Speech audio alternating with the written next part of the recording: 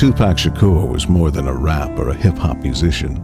He was a poet, teacher, activist, movie star, and yes, a great lyricist. Even today, countless acts in hip-hop try to imitate his style. The Guinness Book of World Records recognizes him as the best-selling hip-hop artist, with over 75 million albums sold worldwide, including over 44.5 million sales in the United States alone. Love him or not, 2pac Shakur was one of the greatest artists of the mid-1990s era. Something else important concerning 2pac was the way he died. He was shot to death in Las Vegas, and to this day, there have been no charges filed in relation to his death. His death remains one of the most notorious unsolved murders of the last 20 years. In 10 years, the Las Vegas police have claimed no new leads and consider the case to be ongoing. So the public has picked up the slack. Numerous stories have been printed, theories on who was to blame and why. And with 10 years to grow and gain in complexity, as many rumors do, these theories have become the stuff of legend.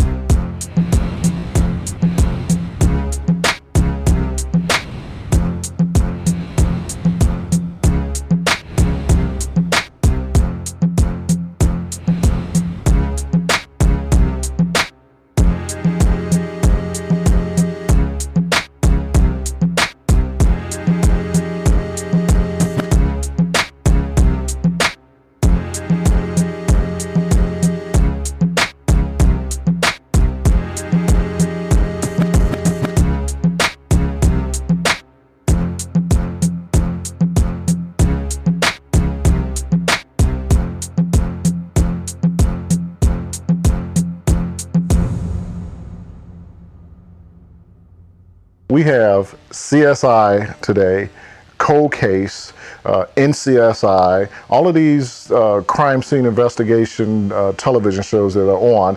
And if I'm not mistaken, one of them takes place right here in Las Vegas. How amazing that Las Vegas themselves are not doing the same thing that the television shows are portraying, solving a murder case. Occam, a 14th century teacher of logic, said, "All things being equal, the simplest solution tends to be the best one." In the case of 2pac, it turned out to be the truth.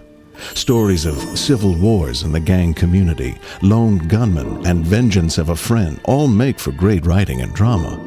But in the case of 2pac, the simplest story fits all the elements.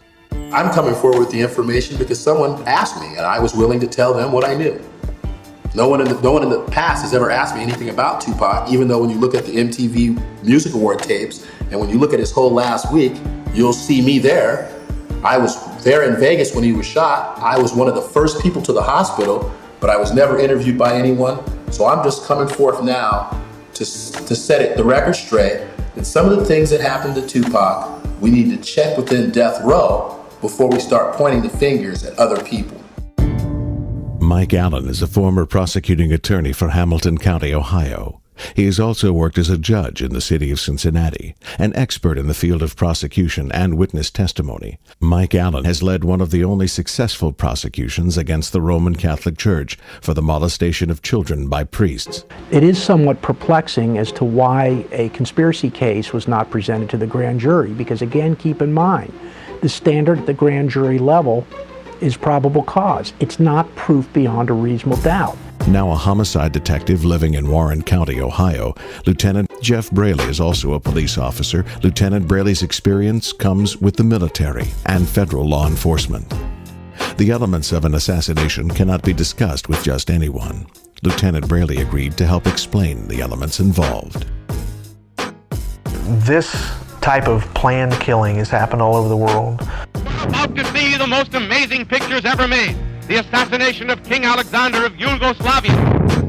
It's a gala day in Marseille. Vive Alexander! Vive le roi! Oh, they've been shot! You know, we see example, even on film sometimes. You know, some of our movies have even set up the same exact plan where you run a car on one side that creates a diversion, a shooter comes up on another side. It's happened all over the world. It's happened for so many years we can't count them. It's going to continue to happen in the future of this same type. But there's always so many specific elements to that plan, even though it almost looks normal, as terminology used, garden variety. You know, there's a lot of planning and intent that goes into that. It's an easy hit. Kathy Scott, an investigative reporter, has been covering the ongoing 2pac investigation since the evening of the shooting. An accomplished writer, Kathy published her insight on the investigation in her book, The Killing of 2pac Shakur. I covered crime in San Diego as a reporter and came to Las Vegas in 1993 as a police, politics first and then a police reporter. And was working for the Las Vegas Sun as a reporter, and when 2pac Shakur was shot, and he was shot on my watch. My name's Napoleon, former member of the Outlaws, the 2pac Outlaws. Yeah, I met Pac through Gaddafi, who was a half-brother of Pac, and me and Gaddafi, we was childhood friends.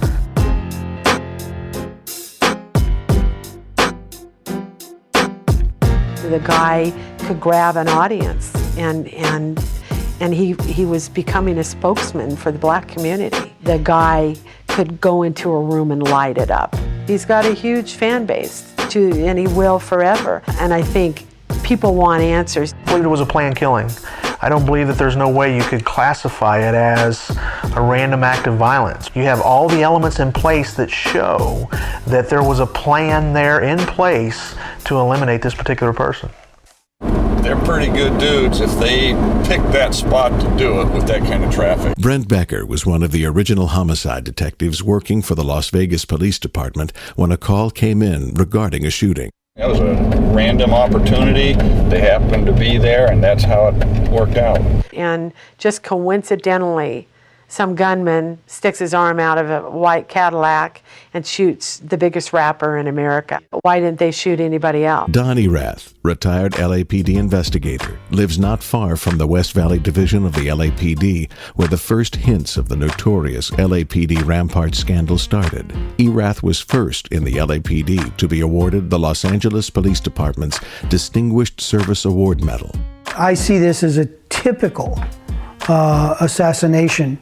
If we have a homicide and we know that it was something that was planned, we're going to start interviewing people, you know, whether it's weeks, months, or years prior, basically whatever it takes to find the inception of that plan. Whose idea was it to kill this person? Why did they want them dead? And when did they start talking about it? Background information would be garnered, would be gathered by the lead investigator and by those helping him as to establish a motive, as to establish possible suspects. But in this situation, because the players were a little bit more notorious, were a little bit more known, the background should have already have been known. Suge Knight was captain of the football team, and he got in trouble a little bit while he was here. He had an arrest record. He lived here for a few years and liked the town and came back and bought a place. It's the summer of 1996. All Eyes on Me has reached quintuple platinum status. 2pac gets to see his first #1 single. His next album, to be released in November of '96, is called Machiavelli, or The 7-Day Theory. It's recorded in a record 7 days. 2pac was considered by industry leaders to be at the top of his recording game. And with over 120 unreleased master tapes, who could argue? The first time it was made aware to me that there was a problem with 2pac in Death Row was on the set of Gridlock. Yasmin, who was Yak Fula's mom, was 2pac's assistant. And she had called me that evening and said, I'm going to come down to the set. I need to talk to you and Kevin Hackey about some things that's going on with Pac in Death Row. She didn't go into any great details about anything. And she told us basically to step up our game and watch him Pac was going to start his own record label, Machiavelli Records, and I don't know if it was going to be distributed through Death Row Records or he was going to do it on his own, but it was a label that he was working on, and we was going to sign with that label, Machiavelli Records. I get a call from Al Gittins. I was at home. I lived in Orange County, and Al Gittins says to me, "Hey, you need to get to the studio because Pac is trying to, take masters out of the studio. And Suge has told us that no one is to take masters from the studio anymore." He called me specifically knowing that I was Pac's bodyguard, saying, "Hey, you need to get down here. You need to talk to him. You need to calm him down. He's cussing. He's going off. He's going crazy." Master tapes, the lifeblood of the music industry. From these original recordings, copies can be made for distribution. Master tapes are very important to an artist.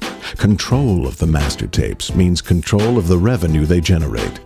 2pac Shakur wanted his master tapes. If he had obtained them, it may have been trouble for Death Row Records.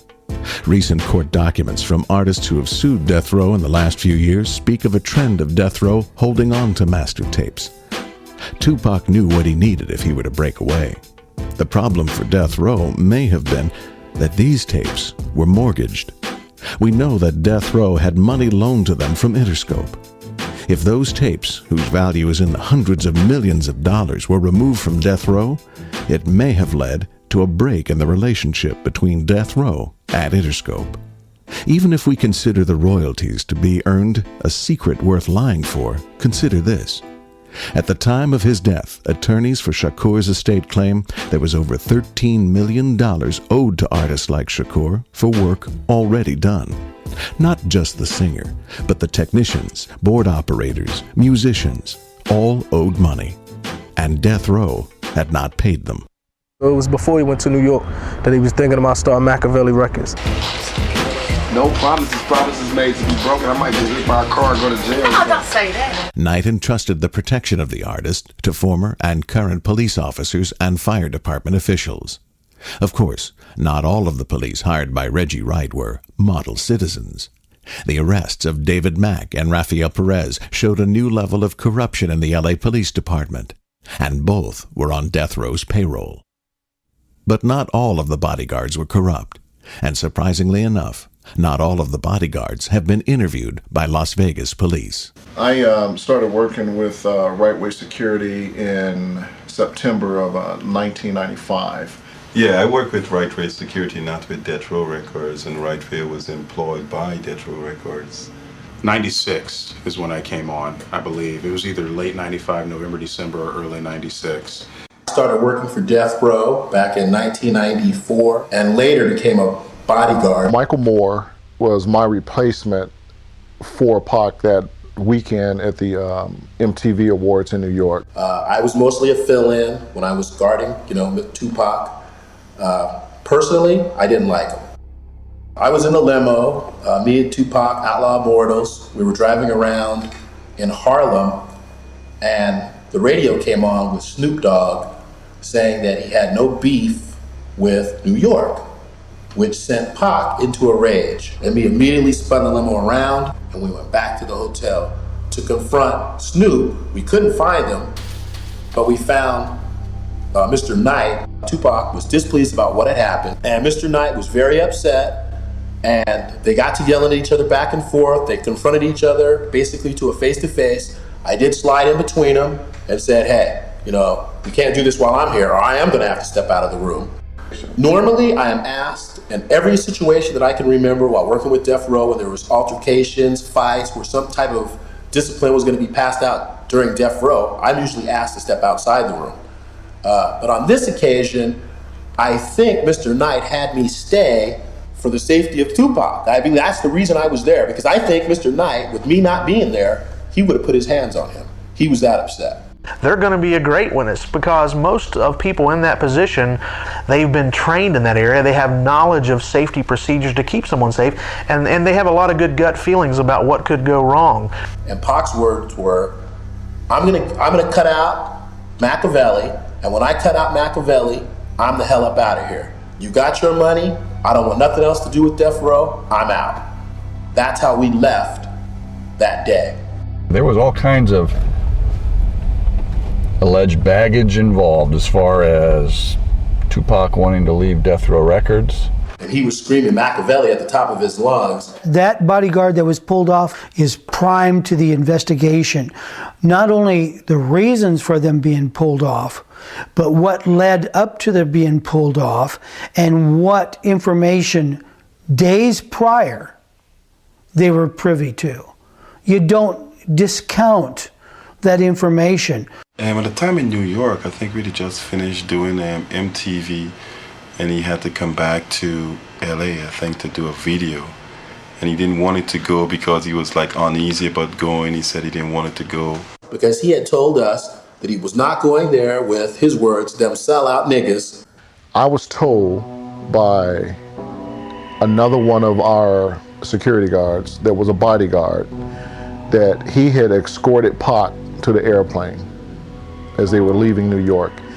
And Tupac told him, specifically told him, that he was a dead man walking. The last thing he said to me prior to leaving was, he's not going to be in Vegas. I don't have to worry about him showing up, and don't worry about it because he won't be there. He didn't feel like he didn't want to go to Vegas. I don't even think he wanted to do the video. I think Tupac wanted to leave, and I don't think Death Row wanted him to go. Tupac was to attend the Mike Tyson-Bruce Seldon fight. I arrived at Las Vegas the day before Pac did on a Friday. September 6th, 1996. He did not want to go to Vegas. Matter of fact, he fought off going to Vegas all the way to the last second. And when I got there, I was surprised to see him there. We met at an attorney's house. George Kalisis.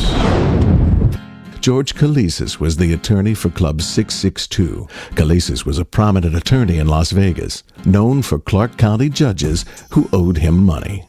In fact, several cases that were represented by Kalisis's firm were awarded favorable decisions, and at no time did the judges make it known that they were in literal debt to Kalisis.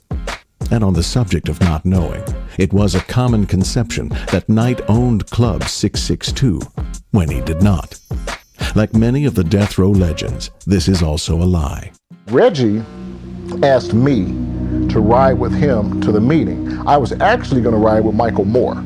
He began to tell me about how he was upset at Kevin Hackey, and that Kevin Hackey had my Nextel two-way cell phone radio that should have been given to me when I arrived in Vegas. It's huge. You know, one of the things you'll see throughout history, and even in a military assassination, is the fact that let's take out communications. The same is true in an assassination, in the elimination of a single person.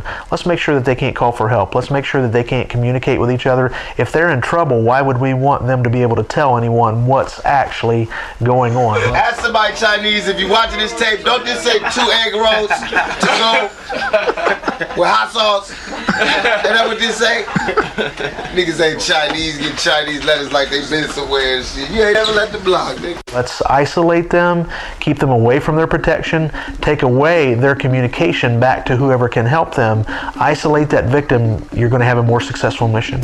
One cannot ignore the ability to communicate. We're in an instant communication era. And for a detective to ignore the possibility is, in my mind, ridiculous. George Kalisis called the meeting at the behest of Reggie Wright Jr. All of the bodyguards were there. Never before had we had a meeting at an attorney's office or with an attorney even present. Reggie Wright told us not to carry any weapons. Never have they told me to leave my weapons, either in my room or my car. So they were asking us to guard Pac and Suge and everyone else completely unarmed. We had never been told to leave our weapons. For an attorney to do that, I don't know why. We had a meeting at Club 662, a security meeting, because for security we had on any given weekend that we were going to be in Las Vegas with all of the artists, and when they were going to be performing or we were going to be at a fight, there would be 23 security members from Right Way Security. So now I'm in a situation where I'm being asked to guard Pac without any weapons or a phone. Since I wasn't there to know what was said, I don't know what the reason was for it. If you cannot defend yourself, you're going to be an easier target for me. You know, if you're my intended victim and you carry a gun, I have to plan completely differently than if you did not. So if I can get you to be unaware of the danger, if I can get you not to carry the gun or have any personnel with you that are armed, you're that much of an easier victim and an easier hit. That's a great part of the plan if you could accomplish that, to get rid of any firearms, because as the hitter, as the shooter, as the planner, you're protecting yourself. It was a special meeting. He was called in to be at his office on a Saturday to meet with all of us. Why would I leave my weapons in a vehicle or in the hotel room and I'm personally guarding Pac in one of the most hottest places to be?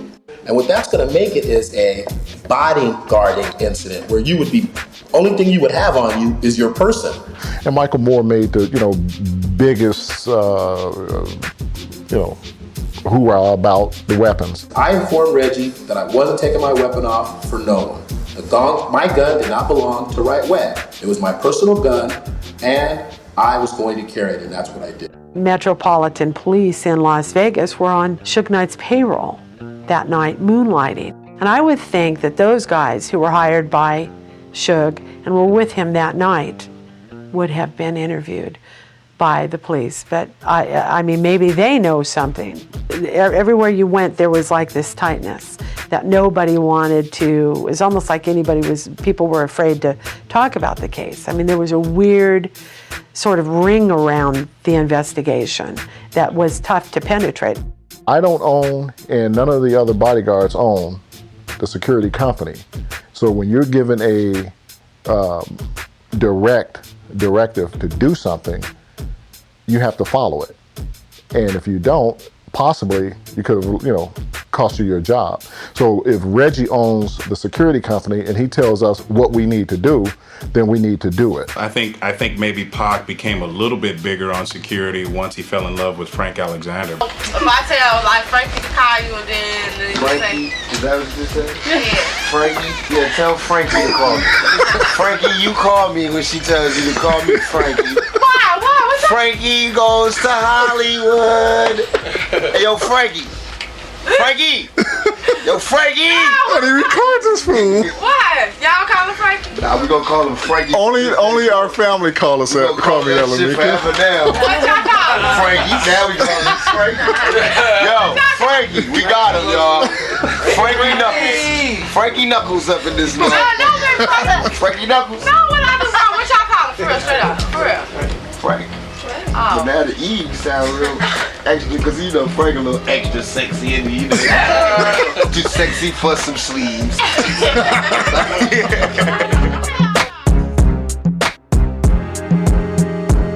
Earlier that evening, after the meeting at the attorney's office, Reggie said, hey, Pac is back at the Lexor. I'm going to go drop you off, go meet up with him. So he dropped me off. I saw Pac and all of the outlaws. I went over, hugged him, greeted him and everything. And, Pac said, hey, Big Frank, how was your vacation, man? I was like, it's cool, man, So he had been gambling. He was actually shooting craps at the Lexor. We had a dinner meeting, make that a lunch meeting. And thank God it's Fridays, I believe.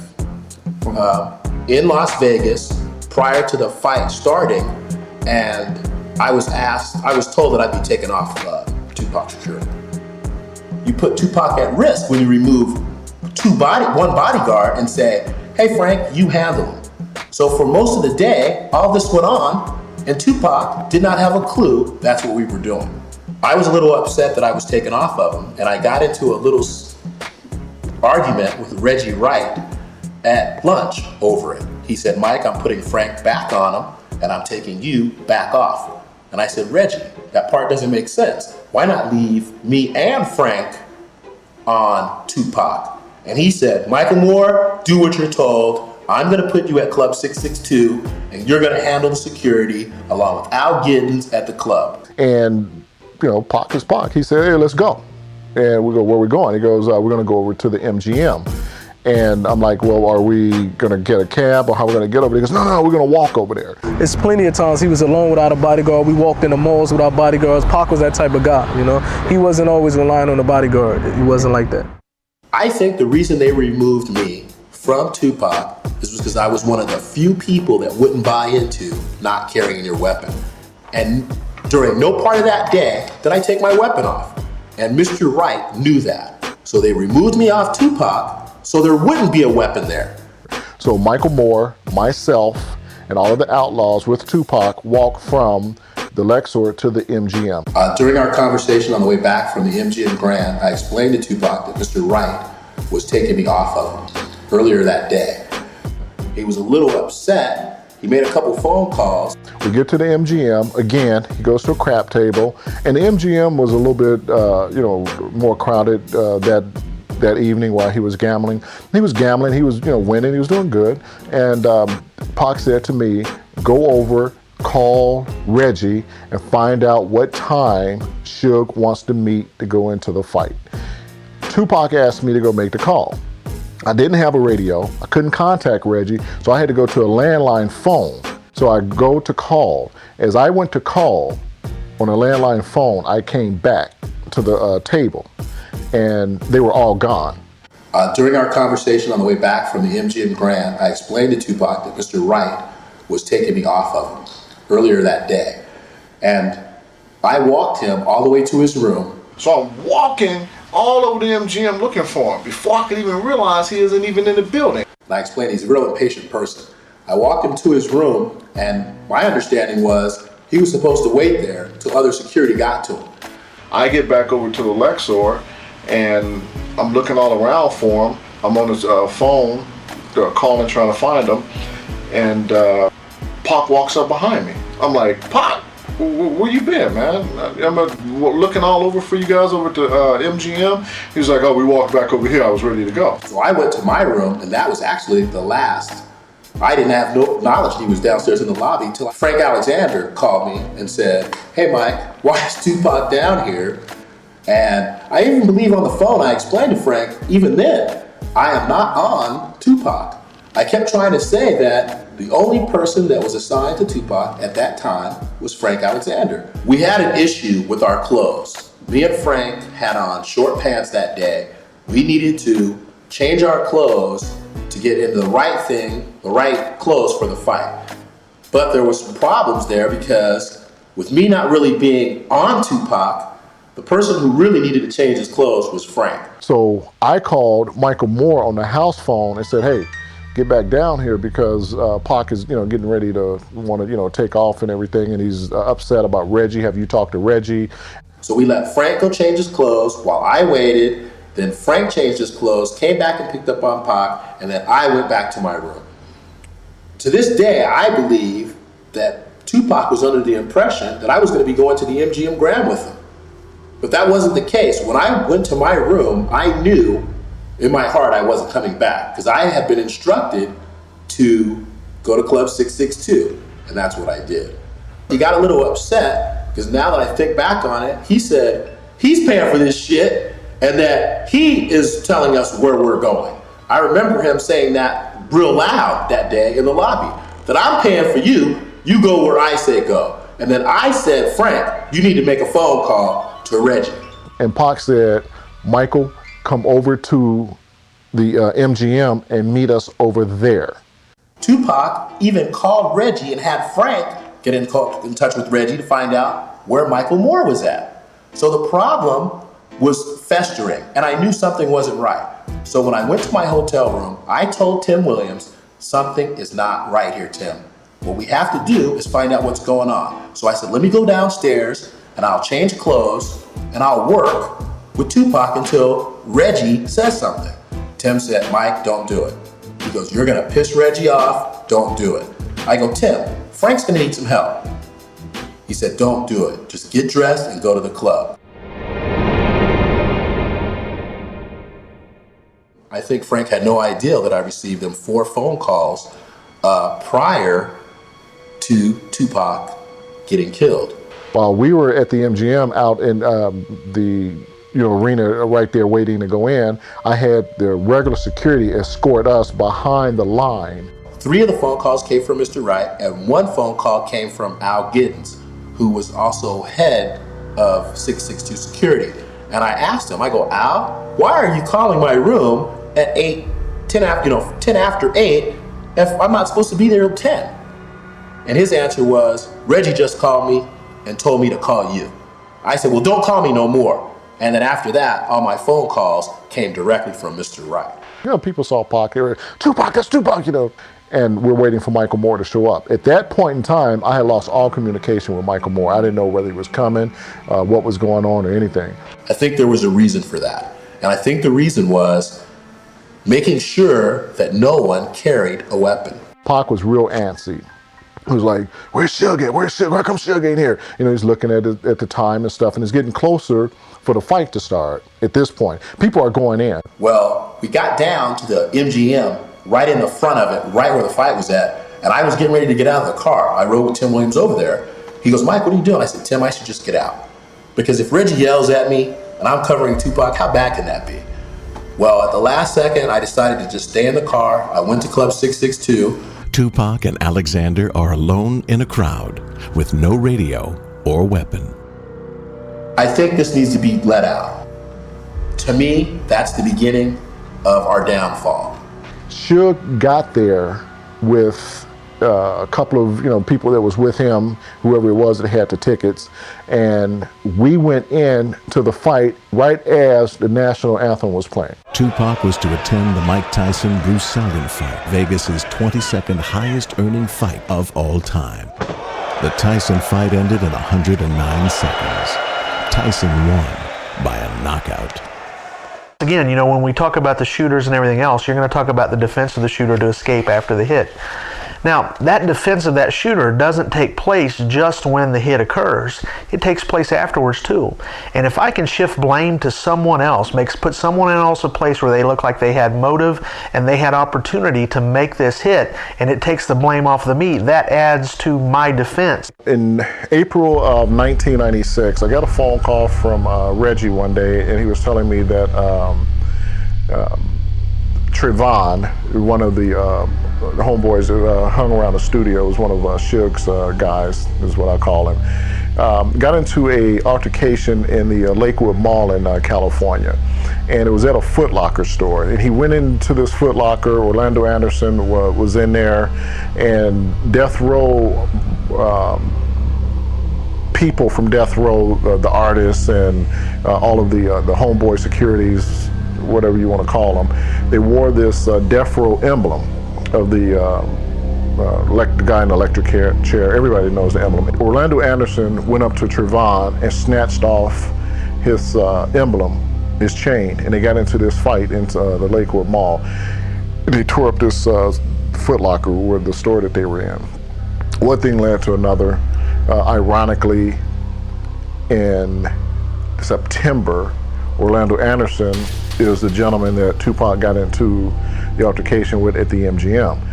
Orlando Anderson is leaning up at a wall watching people come out of the fight. And this is near the food court. And the bank of elevators is where this happened. And then you walk to the lobby, through the casino a bit and then to the lobby. And it always struck me as that whole thing struck me as odd. And they let him go. He did not have a ticket to the fight. He did tell people at one point and told the police that he had a ticket, but he didn't have a ticket. He did not attend the fight. He's from Compton. He had no reason to be in Las Vegas. Trevon whispered into 2pac's ear right after we walked out of the Mike Tyson fight.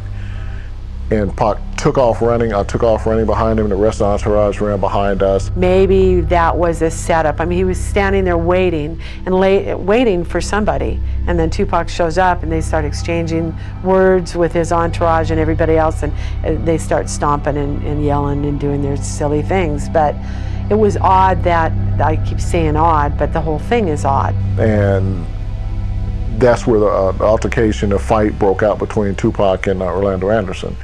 I think Orlando Anderson's, the beating doesn't make sense. I mean, he was kicked and stomped a little bit, and police didn't do anything. They didn't even take him downstairs. The police didn't take, or security, take Orlando downstairs, at the MGM to talk to him about that beating. He just said no, he didn't want to press charges, and they sent him on his merry way.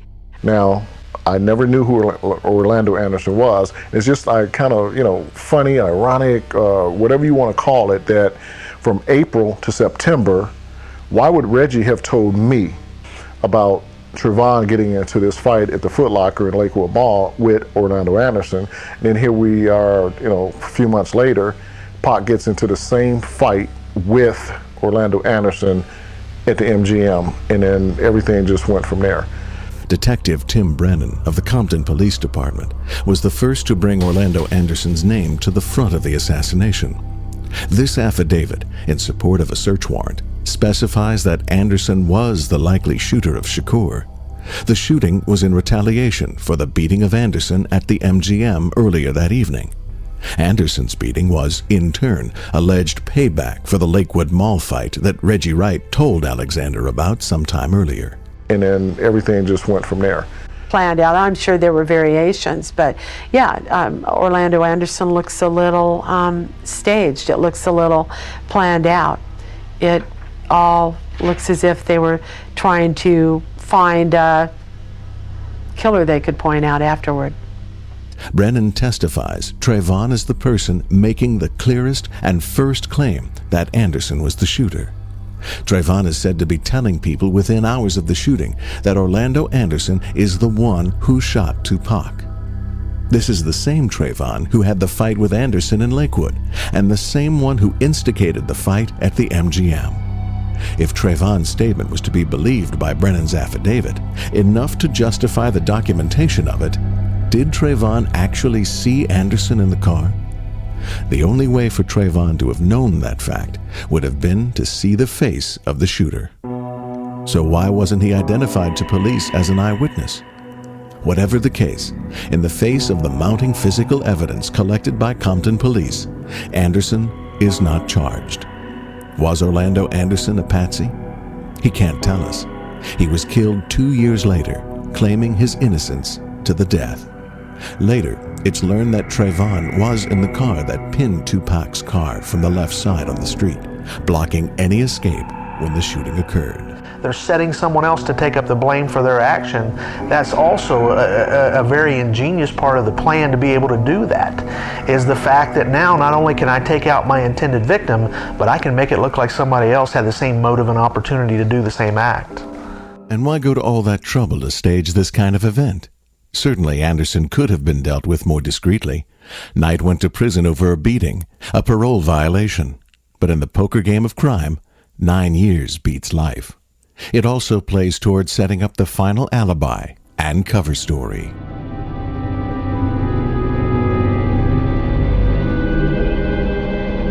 Once again, we're going back to an element of the planning. Where are they going to be? Where are you going to plan your hit? Now, you're going to look for an optimum target. You're going to look for the perfect place, and you're going to make sure that that victim travels across that place. You're not going to want it to be where there's just throngs of public or cars, or where you can't get close or things such as that. You're going to want it maybe to be a little bit more isolated, or you're going to want it to be an exact place to give you maximum exposure for a shot. You're going to want them to be a target, not a hidden target, a target.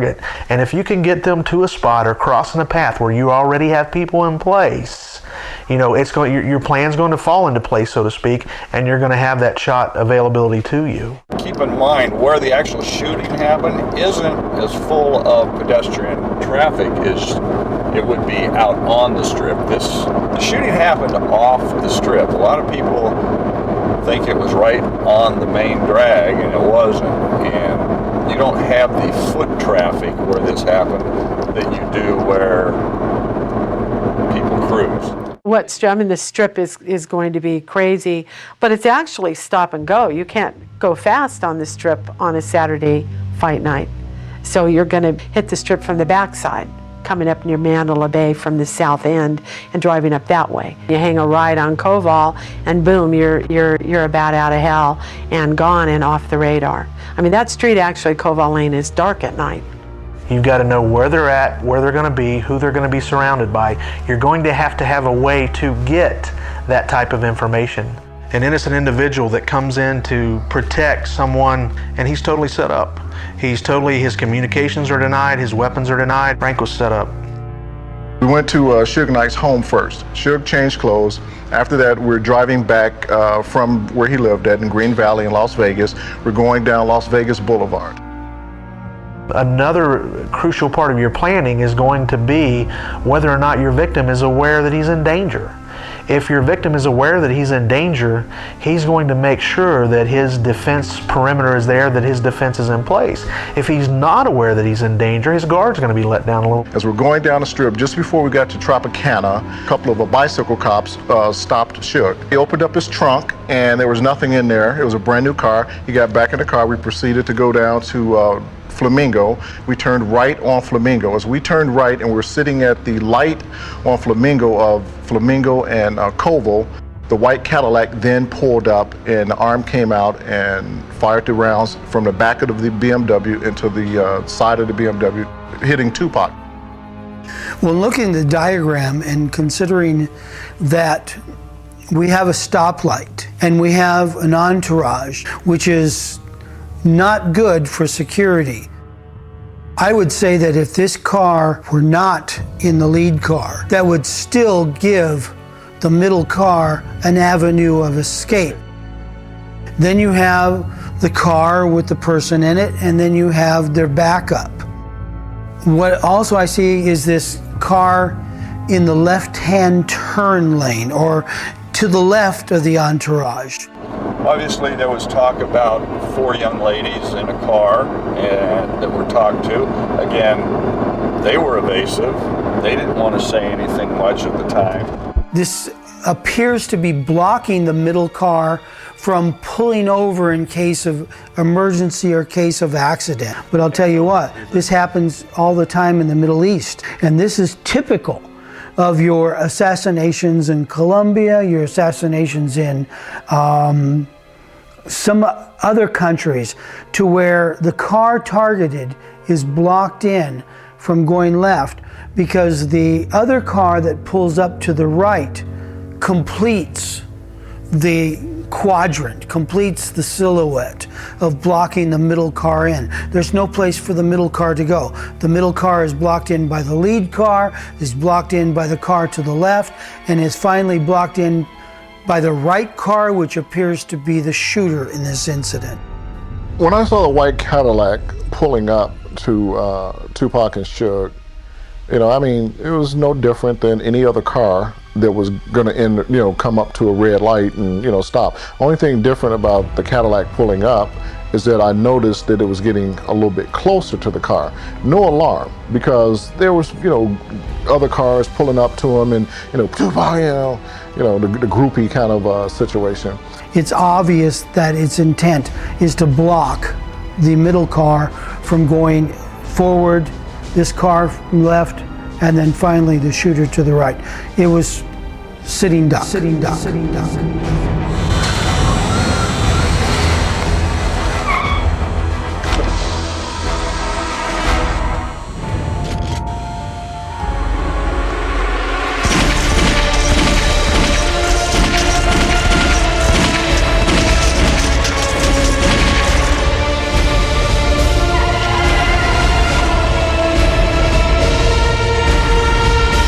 Came out, fired into the BMW, and myself and the 3 outlaws that was in the car with me, we are just in awe.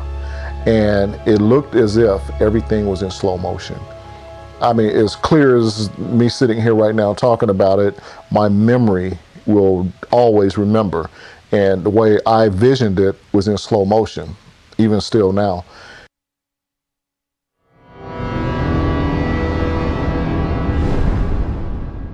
While I was working at 662, I heard something over the Nextels that we all carried for security. And what I heard was, got him. No, that's news to me. The only phones I know of, I think, are all through AT&T. These radios that we keep talking about, the Nextel telephones, two-way radios, they had pretty much just come into play. Because originally, all we had were the, regular radios. Just the radio itself. And probably closer to around the time of us coming out to Las Vegas, around the time frame of Pac being killed. I would say that those Nextel phone radios had just come into play for right-way security. There was only, it's a guess, there was probably only 4 or 5 of them. Okay, but it was enough to go around to the people that mattered that should have had them. The Nextel information is news. The Voice was definitely one of our security that works directly for Mr. Knight. Michael Moore, the night that 2pac was shot, after being taken off of 2pac with me, went back over to Club 662. Maybe the police should have concentrated more on death row, the Nextel phone bills, and other things that could have helped them investigate it more in depth.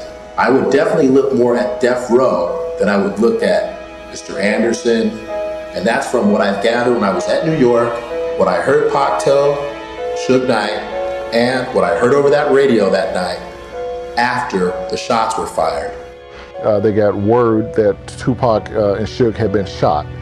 So Michael was with Reggie and they went to the hospital together. And Michael talks about hearing something over the radio.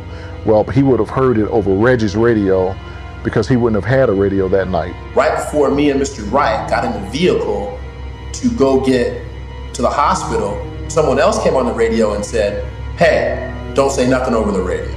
That communication, however obtained, either through search warrant or otherwise, needs to be gathered, because how can you tell a conspiracy if you don't have the conspirators and you don't have the communication between the people that are actually running the conspiracy? You've got to know a timeline of the individual who is your target. You've got to know where they're at, where they're going to be, who they're going to be surrounded by. And the second thing is, following that timeline, knowing when there is, you're going to have to plan according to that. Mr. Wright and I were talking about what had happened, and I just clearly heard somebody say, "Don't say that over the radio." But the person who said it was not Homeboy Security, nor was it one of our security guards. It was, to me, would be like a stranger.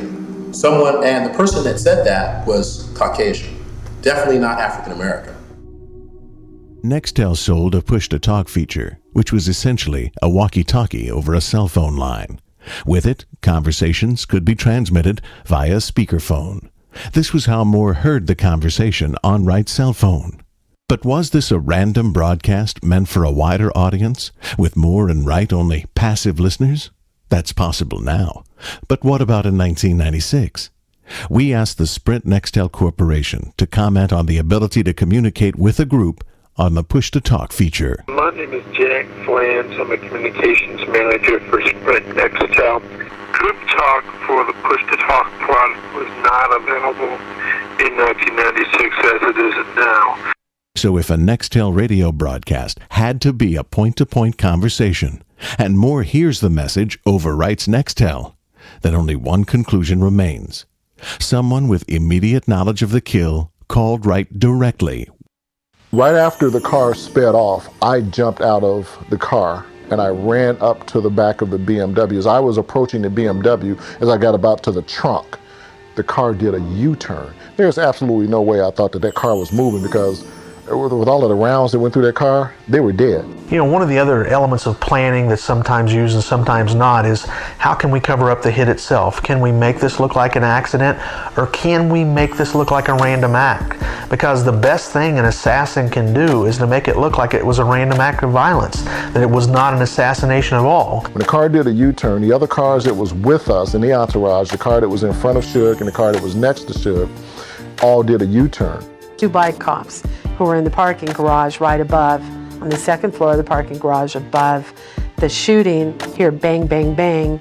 They jump on their bikes, take their bikes downstairs, and boom, they're on the scene immediately. So quickly that they're able to follow and then hit their little shoulder radios that, there's been a shooting at Koval and Flamingo. Got back over to the Las Vegas Boulevard, turned left on Las Vegas Boulevard as he's jumping mediums, he's blowing his tires, messed up his rims and all of that, as pictures show. With this crime scene tape being put around this car, And it happened so fast, like I can't even believe how fast it was. This tape was up as myself and the Outlaws and the other two guys, which was, with Suge, tried to go into the tape, the crime scene tape.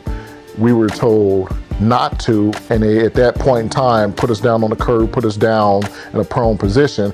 And I said to the one cop that I was the bodyguard, and he allowed me to come in. When I got up under the tape, and Suge was laying on the ground in a prone position, and I told the cop, I said, he's the CEO of the record label, and that's 2pac in the car. That's when Suge, they let him up off the ground, and Suge and I ran around to the passenger side of the car with the cop, and we were all trying to open the door. And the cop, Suge said, it's my car, I know how to open the door, whatever. So he opened the door, and that's when, pulled Pac out of the car and laid him on the ground. You have the preliminary crime scene, which has been cordoned off, and usually your forensics are there by now, your paramedics are there by now, everyone is at the preliminary crime scene. And yet both cops, two bicycle cops, not one of them stays at the scene. Both of them leave the scene. The victim's vehicle was 2 to 3 vehicles back from the intersection. The Cadillac pulled up immediately beside them, stopped, and opened fire. Where the car broke down at, all of the cops were right there. And there was a lieutenant, and he walked over to me, and we were talking, and I said, that's not the car. It was a white car over there already. It was like a Nissan or something like that. And he was saying that was the car. And I said, that's not the car. I said, that's not the car. It was a white Cadillac. And he was telling me, you don't know what you're talking about. Shut up. And we are looking for a suspect vehicle which was described as a white or off-white Cadillac, newer model Cadillac. And then another cop walked over to him and said something to him, and he just turned and walked away from me.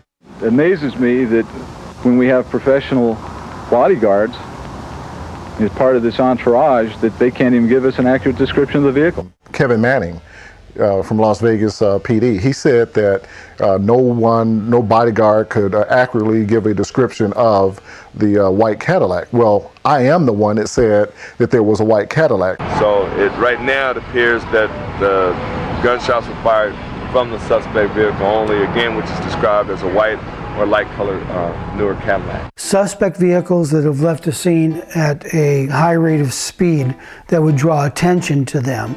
If there are vehicles noted by the witnesses, the preliminary officers and the sergeant, our supervisor on the scene, would issue an all points bulletin describing the vehicle. There are helicopters available, and police headquarters is downtown, which isn't very far. It's just a couple of miles away from where the shooting took place. They could have dispatched almost immediately, I'm sure some were on call, almost immediately. If not news cameras, news crews could have been in the air. And our standards operating procedure, or procedure that we follow, is basically that. If we have a witness came forward and say, I saw this, it was this type of vehicle, the first thing we're going to do is get on the radio and start having every agency in the area look for that vehicle. Put out the word, this is what we're looking for, this is a vehicle of interest, they could be considered armed and dangerous. Let's find this vehicle, because that is a huge, huge piece of the puzzle that we need to put in place. It just didn't feel like a typical murder investigation. I mean, my God, the biggest man in rap, was killed, and yet they were acting, I hate to use this word, but it felt lackadaisical. This is the vehicle we want. This was the last direction of travel that that is known to us. They could have closed I-15. They could have, they'll close it for an accident.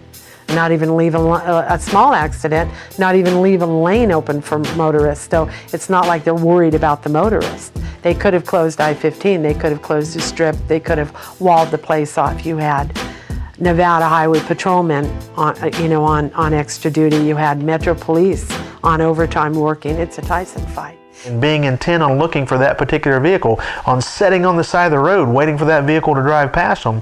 But at the same time, you give the description, the direction of travel that you know of, you're going to have many agencies start to look for that particular vehicle to cover those roadways.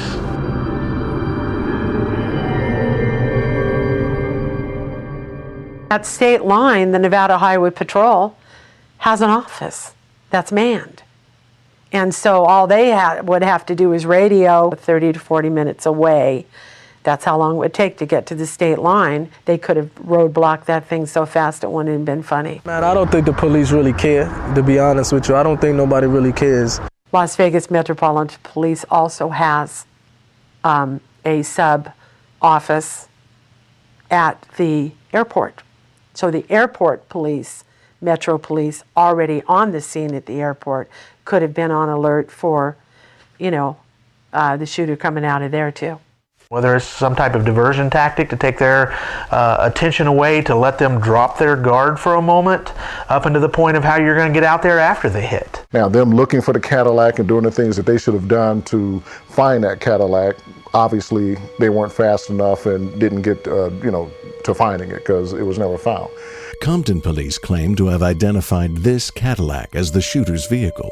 It was a rental car, the only white Cadillac rented in Los Angeles that weekend. Las Vegas police claimed they never received that information.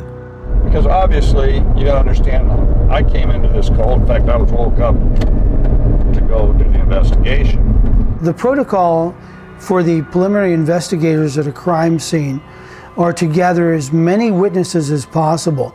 If a witness is not cooperative, then they should be placed under arrest for that moment as a material witness or hindering an investigation of a police officer. Those guys are sitting right next to each other and they're talking to each other. And you never have witnesses to a crime sit there and sit with each other. You isolate them, you take them to a holding cell, put them in different cells. They've got room especially for that. But the prime players, the secondary level players, they should be all isolated so as not to experience misinformation effect or to give false information or to congeal their information into one witness. When the detectives arrived, and Detective Becker at the time was the homicide detective on the case, he took us individually one at a time into his car and started talking to us. As he was trying to talk to us and to, you know, get answers, I'm not speaking for everyone, but I'm going to speak for myself, that I was in a clear state of mind to answer him, period, because all of this stuff is running through my head. Frank Alexander, who was 2pac's bodyguard, who was driving the car behind him, was someone we interviewed. I just saw my friend get shot, and not only him being my friend, I'm the bodyguard, I'm supposed to be protecting him, and I couldn't do anything. You know, no one would have been able to do anything, but the fact is, myself nor anyone else were in a frame of mind to answer any kind of questions at that particular point in time. Again, people were evasive, didn't want to say much of anything.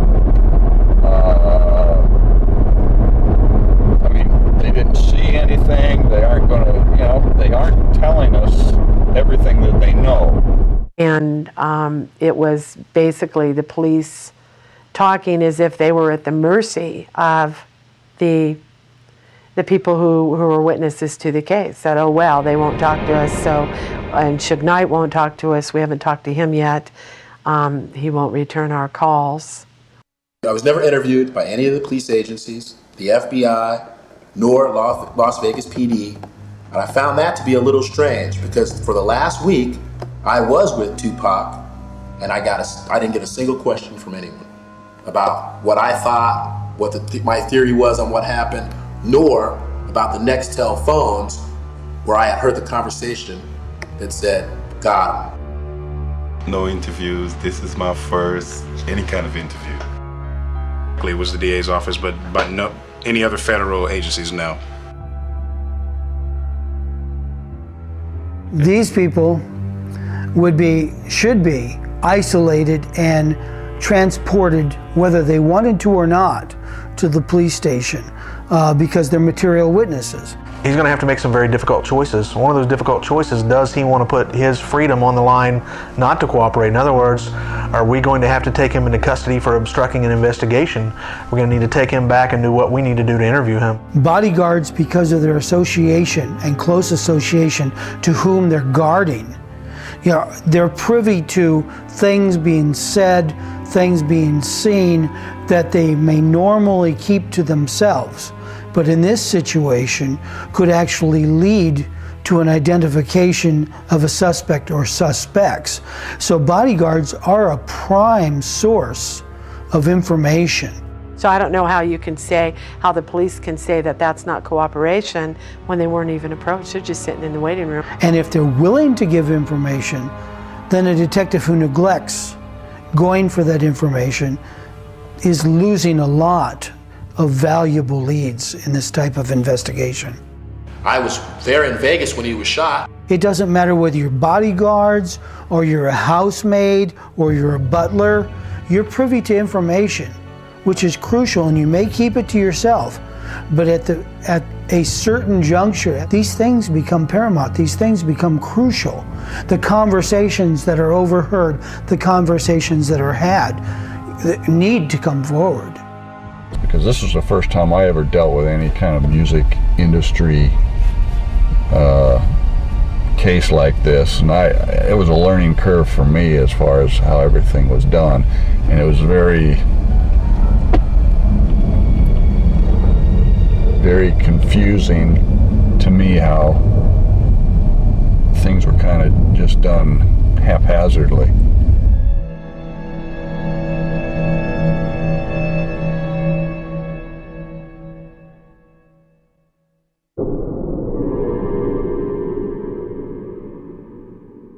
Yafufula was a name that a lot of people have thrown back in our faces, that we were derelict in doing things. Yafufula was interviewed the night of the shooting. Yafufula gave a statement. People say we never interviewed him. He was interviewed. And the big thing is everybody says that he said he could identify the shooter. No, he did not. He never said that to us. He said he might be able to identify the driver. That is what he said.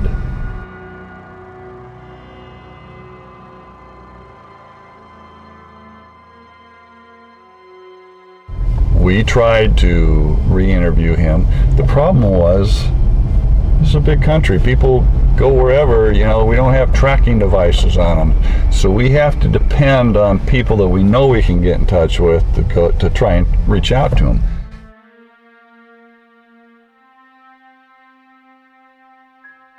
Malcolm Greenidge said he could identify the shooter. We finally tracked him down to set up a re-interview, and he says, I'm not going to look at any photos because I can't identify him. Yeah, we got beat up in the LA Times over that. And I'm thinking, okay, put up or shut up, Ace. And, well, but again, Reggie Wright Jr. is the one that brought him to that interview. Pay no attention to that man behind the curtain. The great and powerful Oz has spoken. You know very little about Marion Suge Knight's partner in business. There are no pictures of this man circulating on the internet. He's a man in the shadows. That man's name is Reginald Wright Jr. Reggie Wright Jr. was clearly at the middle of the entire orchestration of the assassination, to be sure. However, one must look at the other elements that would have been involved. Reggie Wright Jr. was a former Compton police officer. His record as a police officer was short and unremarkable. Reggie Wright used to work for Compton PD, yes. I know he had some type of medical retirement running Right Way Security. He was not working for Compton PD. I have no relationship with Reggie Wright at this time, nor do I plan to. My impression, my opinion of Reggie Wright Jr. was he's employed by Death Row Records to do a certain job. He's going to do what his employer has him do. He's going to divulge what they want released to the police and withhold things that maybe they don't want released. Reggie is not honest, and I want to leave it at that. One of Reggie's problems was that Reggie didn't have the executive protection background that we all had. But the difference between, I would say, the team and myself and Frank is Frank and I would speak up about it. You know, we would say, hey, Reggie, you know, you should do it this way, and this is why. or you should do it this way, and this is why. And I think he was so busy being the boss that his employees couldn't tell him how or what to do, when all we were trying to do was educate him a little bit in how you do this or how you do that regarding executive protection matters. And it was kind of sad to us because, like Frank said, we had such a tight team that Mr. Wright and us could have gone places. We could have did a lot of things. We could have made a lot of money together, but he was too busy not wanting to be educated per se on particular issues that we were well experienced in that he was not. But if it seemed as if myself or Frank were trying to tell him, you know, what he could or couldn't do, then he wasn't hearing it, and that was the end of that. So there was a lot that we never got done that we could have gotten done professionally. I guess the way to sum Reggie up is he was just selfish. His childhood friendship with Knight was one part of the attraction. But he had one asset that made a relationship with him even more attractive: his father. Reggie Wright Sr. was on the Compton Police Department's gang detail and is still employed by the Los Angeles County Sheriff's Department. Unlike the notorious reputation of his son, Reggie Wright Sr. has remained a well-respected and revered member of the Compton police scene. His father's status as a conduit to the gang population may have given Reggie Jr. a unique first-hand relationship with the same gang leaders that knew his father. If that's not a conflict of interest, I've never heard one. Suge Knight, also from Compton, may have seen the opportunity to use Wright's network to his advantage. He would know. He grew up there. A shrewd business move indeed. In my opinion, Reggie Wright Sr. should have excluded himself from the investigation immediately because it's an obvious conflict of interest. And it was a mistake not to do that. The fact that Reggie Wright Sr. and Reggie Wright Jr. are involved in this case, in my mind at least, creates a classic conflict of interest. And it's something that anyone looking at this case, I think, should be aware of. I was told that normally 2pac wore body armor in public. He wasn't doing that, and the way it was put to me is that I guess he was told not to wear it.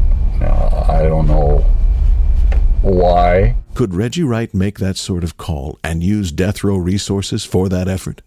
Apparently so.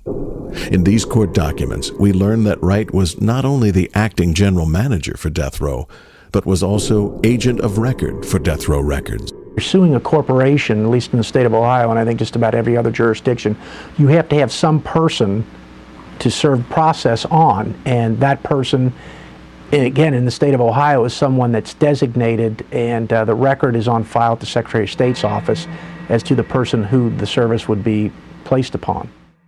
These lawsuit transcripts also show that Wright had the authority of managing witnesses and financial arrangements on Knight's behalf.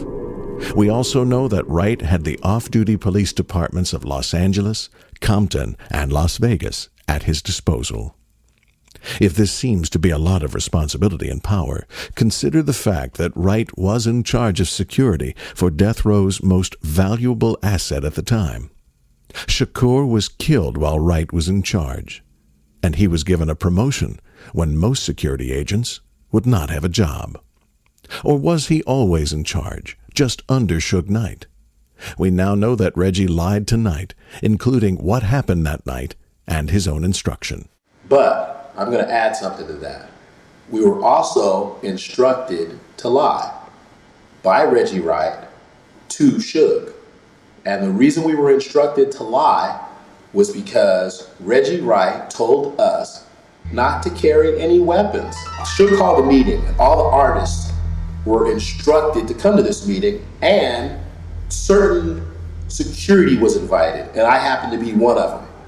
But prior to going into the meeting with Suge and all the artists from Death Row, Reggie met with us out front in his own meeting and instructed us to say certain things.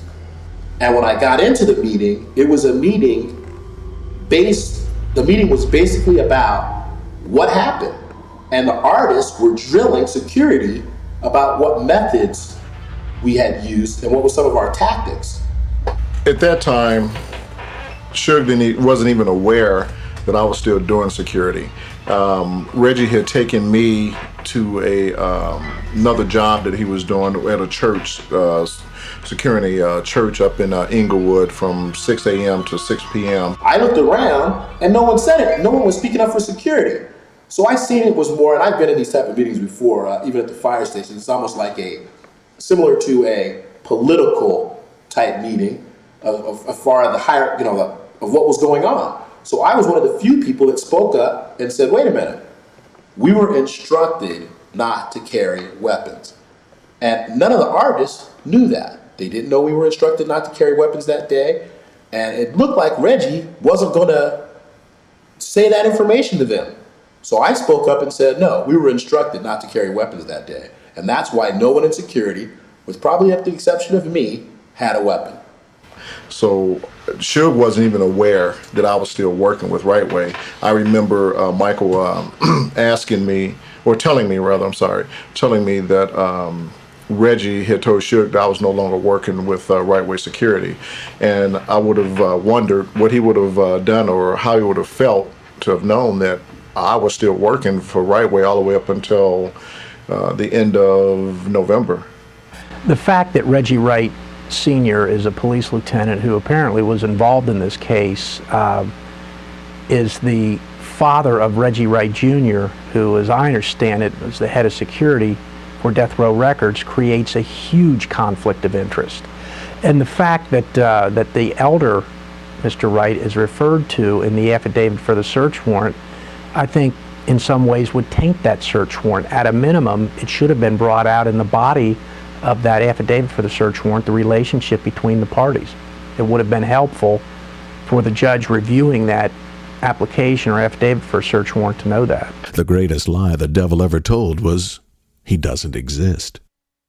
Oh, I was regularly, contacting the police, and I had sources within the police department saying, "Hey, they don't want this thing to go to trial.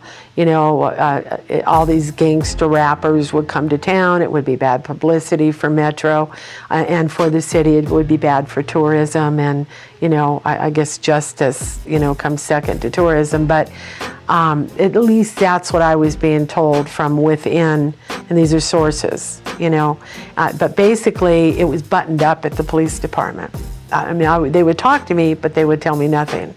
Now, Compton got involved because they brought detectives there and handed a Crips member to them who they thought had information, and Las Vegas police didn't interview him. They talked to him casually, "Hi, how you doing?" that sort of thing, but they didn't formally interview him and did not name him a suspect and let him go into the night. A man once said that people will believe a big lie sooner than a little one. And if you repeat the lie frequently enough, people will sooner or later believe it. That man was Adolf Hitler. This is an affidavit, a sworn statement written as a matter of record. It contains facts and sworn testimony. This affidavit was used to secure a search warrant in which 22 arrests were made. As far as the affidavit and the officer's style of preparing it, some of them are narrative and some of them are a little bit more factually based with bullet points. It's pretty much up to the police officer as to how he or she wants to style the affidavit for the search warrant. But the bottom line is they have to swear that those facts are true. And judges, when they're signing search warrants, the search warrants that I signed when I was a judge, more often than not, it'd be at 3 o'clock or 4 o'clock in the morning. And you read it carefully, and you question those officers.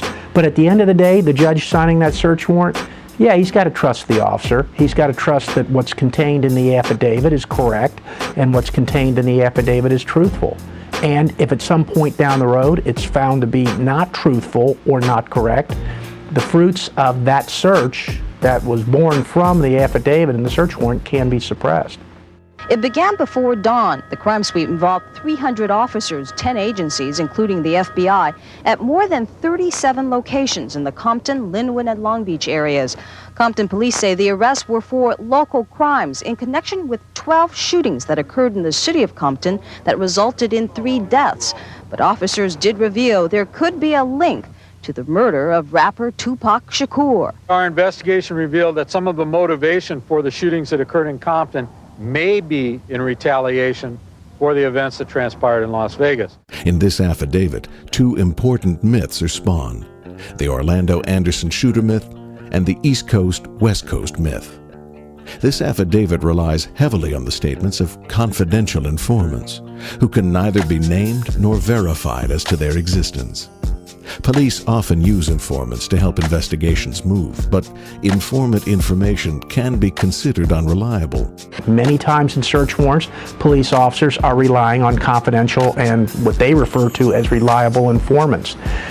In the body of the affidavit for the search warrant, it has to be spelled out why they believe these people that they believe as confidential informants, why that they've used them in the past and that they've been reliable in the past. So search warrants have to be supported by affidavits sworn to by the police officers. On September 8, 1996, Suge Knight does not go to his home to rest. Instead, he does a strange thing. He leaves town. Trayvon also leaves town. Suge Knight and Trayvon go back to LA. Their goal, start a cover story and a gang war.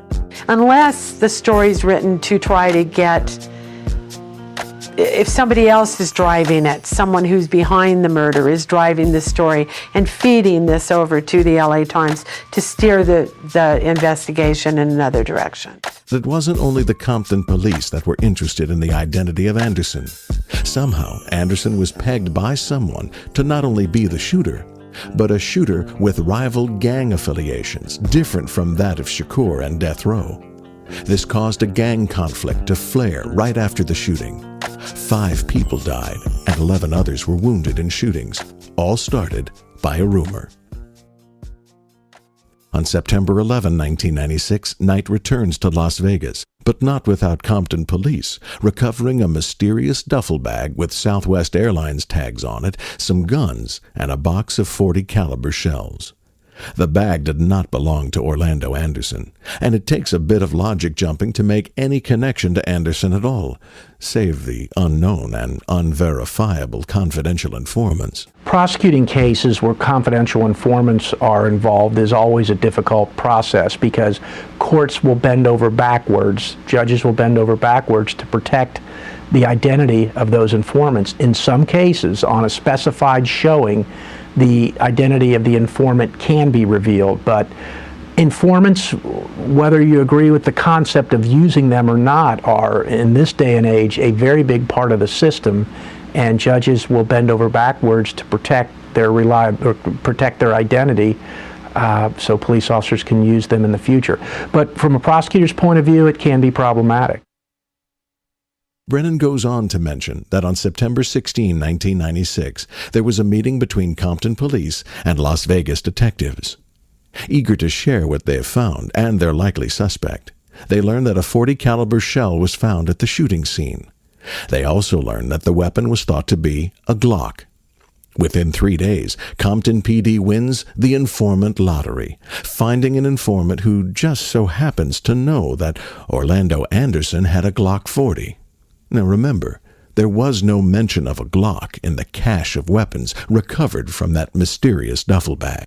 Now, there were so many holes in this story. I always say the truth makes sense. Other things don't make sense, and you can find holes, and that thing was just rife with holes. If you take Trayvon's credibility away as an eyewitness, what is there? Enough inflammatory statements to incite a gang war.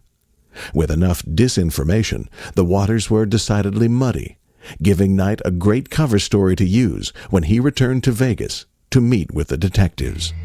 In order to get a grand jury indictment in any jurisdiction in this country, state, federal, whatever, what you need is probable cause. You do not have to prove the case beyond a reasonable doubt. That's the standard for trial. In order to get an indictment, there has to be probable cause that an offense has been committed and the person charged with that offense has committed it. Not that high of a standard. It's certainly not proof beyond a reasonable doubt. In some criminal cases, and certainly in this one, in my opinion, the bottom line comes down to power, it comes down to money. It comes down, I think, to witnesses maybe not saying everything that they know. The amounts of money that have been bandied about in this case with respect to royalties and what was owed certain people is really astounding. And that certainly has to be a motivating, or I believe it's a motivating factor in this case. When I first heard about it, I thought that he was going to recover. But when I seen him, to be honest, he looked like he was in a bad state. Sergeant Manning told me that, yes, young black men get killed. I believe that's a direct quote from my book, The Killing of 2pac Shakur. I don't know where Pac would be at right now, and only God knows. But being that if you look at him, his music that he did now, that's still selling now, that he did 10 years ago, it lets you know he probably still would have been ahead of most of these cats. And God knows best, because the music that he putting out now, he been recorded it, and it's still selling platinum. I remember we went to see him that Friday, the same Friday he died. And we went to visit him in Vegas at the hospital, and about, I guess it was about 1 o'clock that day. And myself and a couple other people, we went in to visit him, and he was just laying there and just helpless. And kissed him on his forehead, and it was cold. And after then, by the time we got on the road to come to LA, he was already dead. I mean, I just messed my whole day up. And the people that I was with too, we felt very sad, because we thought that for some reason he was going to make it, but he didn't. So it's a verse in the Quran where God said, if you take one soul, O son of Adam, if you take one soul unjustly, it's as if you killed the whole humanity. And if you save one life, it's as if you saved the whole humanity. You know, murdered, yes. Assassinated, absolutely. You know, and he just didn't deserve to die like that. He really didn't. It matters to me because of the relationship that I had with him and the things that he did for my family, from the kindness and the goodness of his heart. You know, and I just really, you know, I really appreciate everything that he did, and I guess that's my love for him. And if you can go back and work the case and talk to people in the past, I mean, there are bodyguards who were never interviewed, who the police could go back to it. I mean, police are so proud of themselves when they open up an investigation and 20 years later they solve the case. It was a haze. It was like a dark cloud that was just sort of over the organization, if you will, for less of a word. 2pac was loved by all of his colleagues, and he was loved by his security staff. So for his death to come about the way it did, unfortunately and sadly, things kind of slowed down. Yeah, I mean, you know, people were mourning. People were mourning him. Other witnesses, though, who have since ended up deceased, you know, that we attempted to talk to that night, refused to talk to us. McDonald didn't have anything he wanted to say to us. Now he's dead. People that we talked to during an investigation in California, they're dead. I mean, yeah, a lot of people have died that were directly or indirectly linked to this investigation. So we would try to get in touch with people, and you'd have to go through death row records or whomever to try and locate them. And we tried to reach out to re-interview Yafu Fula through death row records, death row attorneys. And we kept getting the runaround, yeah, we'll get you in touch with him. Yes, we'll do this. Yes, we'll do that. There are new investigators here in Las Vegas that are actively working the investigation. I know that for a fact. When I was a judge, if I would have found out that police officers misrepresented or lied in a search warrant, I would have taken immediate action. I think the first thing I would have done would be to talk to the prosecuting attorney about a prosecution against those officers for perjury or some related offense. Let the grand jury decide. That's the way our system works. It's a group of citizens who decide whether a case should be prosecuted. And again, based upon what I've seen, I think it's a case that should be presented to a grand jury. I never did get over it. I think the only person I talked to about it was Frank. And to this day, I believe that gotcha was inside the organization and not out. The story of 2pac Shakur is a story that does not have a happy ending yet. It may never have one. The actions of Wright, either with or without Knight's knowledge, put an end to one of the most talented artists in that decade. Wright was directly in the middle of it, well beyond the act of negligence. And even when Wright and company tried to manufacture the gang rivalry and the Orlando Anderson stories, to their credit, the Las Vegas police didn't buy them. The story's much simpler than that. It's the story of a big lie. A lie to 2pac on how much money he had.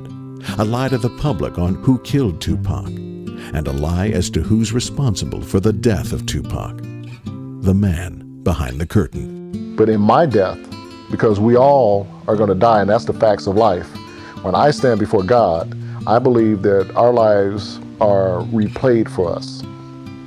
And at that point in time, because Pac was a part of my life, it will be revealed to me who killed 2pac.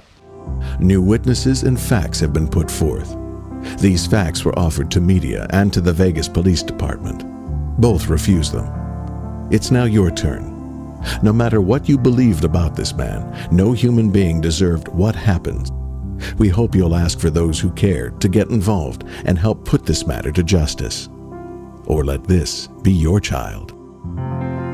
Our lives begin to end the day that we become silent about the things that matter.